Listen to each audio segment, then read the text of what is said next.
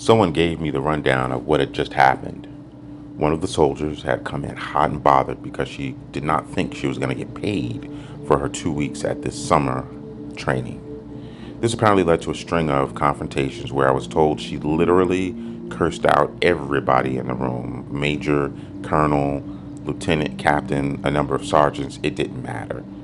Somehow or another, their confrontation left the building and ended up across the hill about 300 yards away. In the middle of getting the rundown of what had occurred, one of the majors grabbed me and asked me to go with him. I didn't know exactly where I was going, but he had continued to vent to me about what had just happened. There must have been about 6 or 7 middle-aged elder white men at the scene in military uniform or in blue polos with khaki slacks, which was the garb of the constables on post. Sirens were flashing but not sounding. It was quite a harrowing scene. I'm still not fully aware of what had happened, but I saw this woman handcuffed in a car in the back seat. She was a younger black woman who had obviously been crying, sitting in the back of a police SUV with an older male who turned out to be the chief sergeant for the entire post, leaning into the back seat with the door open. And it appeared that he was doing all the talking. There was no yelling, but I could feel the heat. The heat was palpable from a recent exchange that had just spiraled down. Apparently, this younger woman, had bolted out of the building, and one of the commanding officers chased her down in the middle of a field, tackled her, and had her arrested. After I'd been there for about 15 minutes or so, I saw that she was uncuffed. The sergeant major had been talking to her in the back seat, waved me over. I introduced myself as chaplain, gave her some water, disarmed her with a smile, and asked her how I could help her. I was told we were going to the base HQ. She, the sergeant, and I walked about a quarter of a mile up to the HQ, where she and I were led to this office, and we spoke with a psychologist. She was rattled, disheveled, was calmly giving me the narrative of what had just occurred. And per her, she had walked into the office earlier to ask about when she was going to get paid. She was new to this unit and wanted to make sure that she was going to get compensated in time for her rent to get paid so that her niece and her sister would not be evicted. She said the exchange got heated when she indicated that no one could give her a straight answer. And after a brief flare-up, she decided to just leave. But to hear a soldier of 3 years tell it, this young woman, she had been a soldier for 3 years. While she was in a room with the officers, she wanted to find out when she was simply going to get paid for fear that she was going to lose her apartment, and when no one was able to give her a straight answer, she decided to walk away, at which time a lieutenant major began to track her like she was going to do something criminal. He yelled at her not to walk away and eventually tackled her and had her arrested. As she explains this, she was not happy, but she was calm. After the impromptu therapy session was done, she and I got up to leave to get some answers on the pay, and we walked back to her barracks.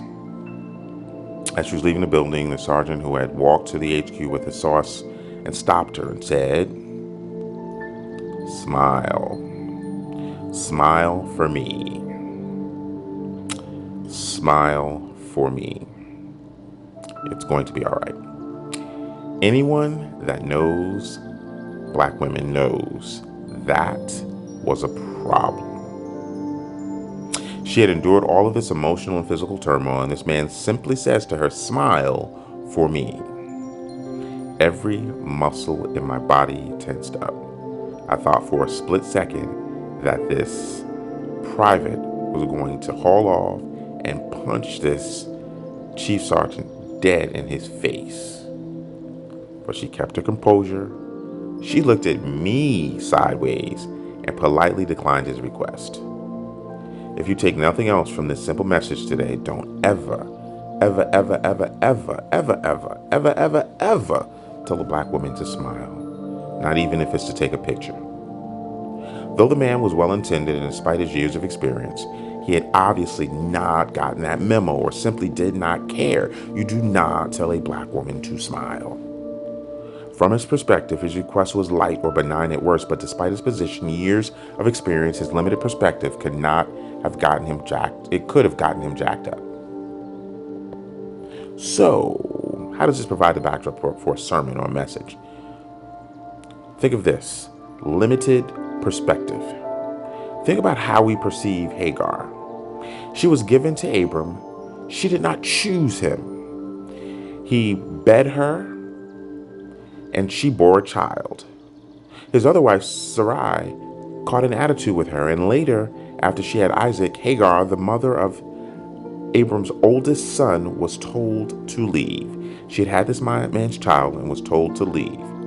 For some reason, though, when we think of this narrative, we exalt Abram and Sarai, but give Hagar this portrait of this we're given this portrait of Hagar from most pulpits and Sunday schools as this bitter side chick.